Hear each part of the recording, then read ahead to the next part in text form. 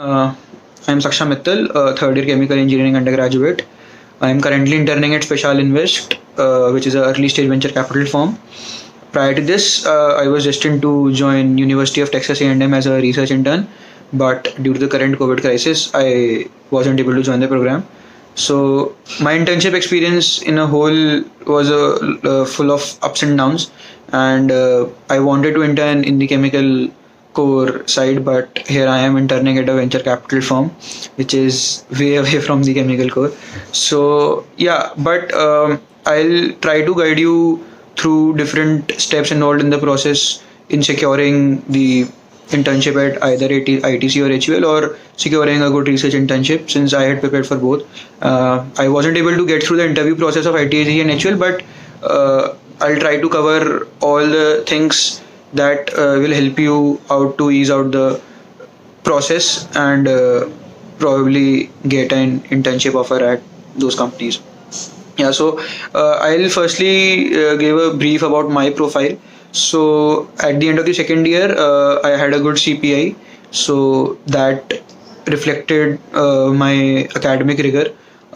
I had done various projects which demonstrated my research experience, and I also had a position of responsibility as the overall coordinator of entrepreneurship cell.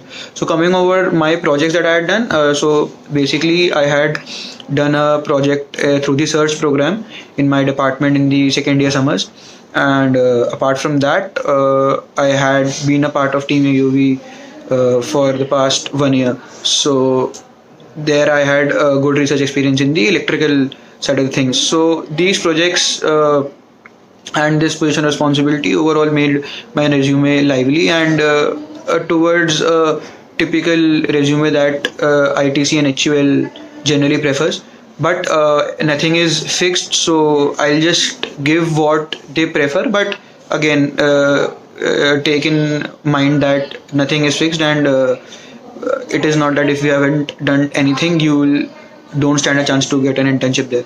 So yeah, so the ITC and HUL role is a techno managerial role, and they generally prefer people who have a good core experience as well, plus who are active in their campus as well, apart from the academics. So they generally want a person who has done some extracurriculars apart from the academics, as well as had some previous experiences in the core, like a project preferably, or a past internship in core industry.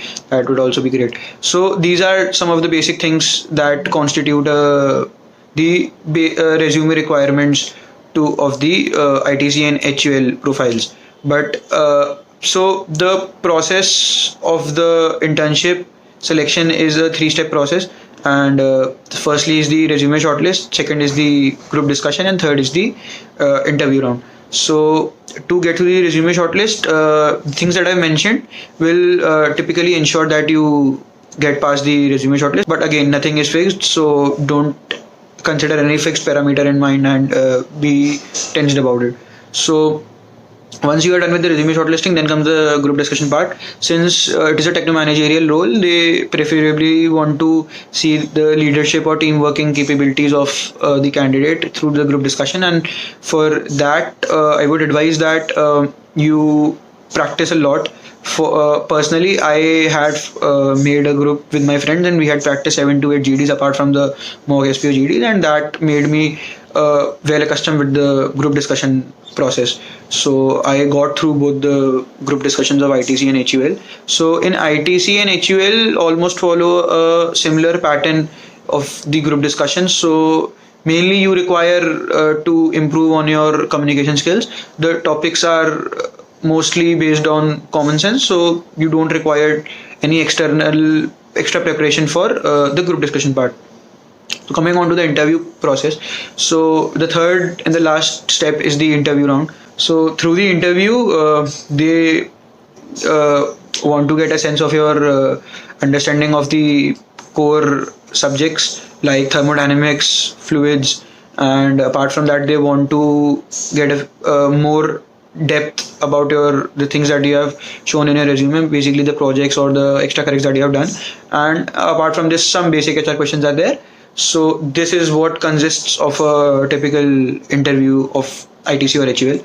So for the courses part, we had done thermodynamics and fluids, and basically those companies test upon the conceptual part of it and the practical application part of it.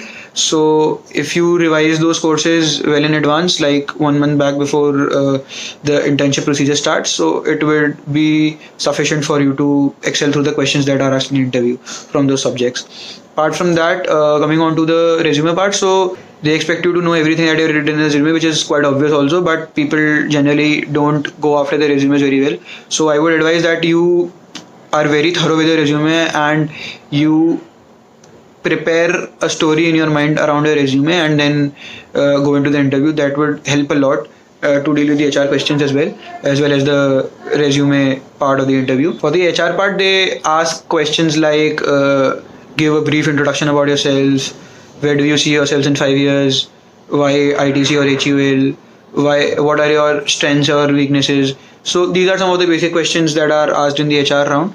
And apart from that, the things that are in the interview are quite basic, and I don't think you need any such preparation for that. You can answer on the spot. But one tip for the interview is that I would advise everyone not to get either too excited or too nervous about the interview.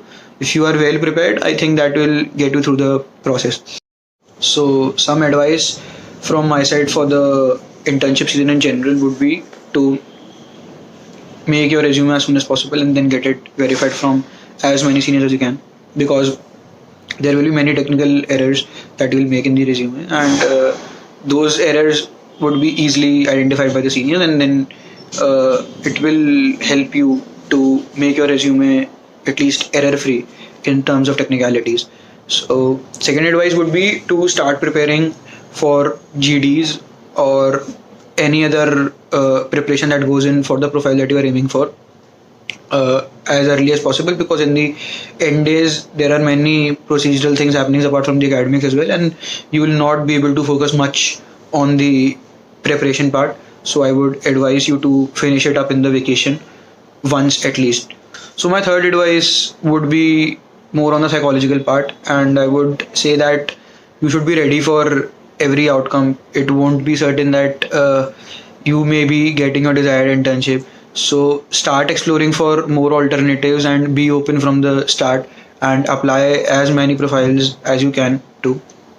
And apart from that, one option that you could also explore would be the off-campus route to get an internship. So for that, you can start using LinkedIn and start approaching people at different firms that you are willing to apply to, and try to get an internship there. That is also a very good alternative, and I also got my internship that I'm currently doing through the off-campus. So I think I'll end on the ITC HUL part here. So coming on to the research internship part, so you can secure a research internship in the foreign universities through various programs that come up like TAMU, MITEX, DAD, Charpak, SNBOS, or if you are not able to get through programs, then the procedure called lapping is there, in which you have to individually mail each professor of different university that you are willing to work under. So that is a bit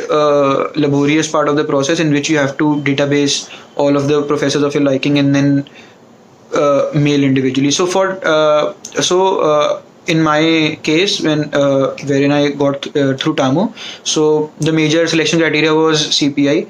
So in that I didn't have to work hard, but for the other programs, you generally have to prepare a SOP, which is a statement of purpose, which is based on the research that you have done previously.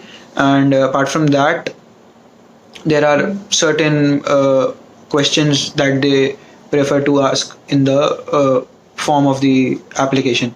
So for apping, I would advise everyone to go through the profile of the professor that you're applying to, and then try to write a personalized mail showing your interest in his research fields, and showing also your past experience of the research that you have done.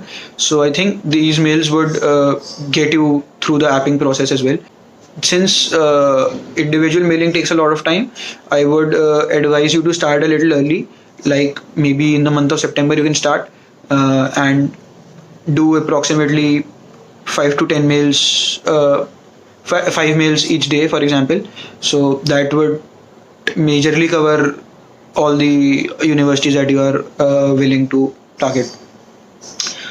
So yeah, I think that's it from my side.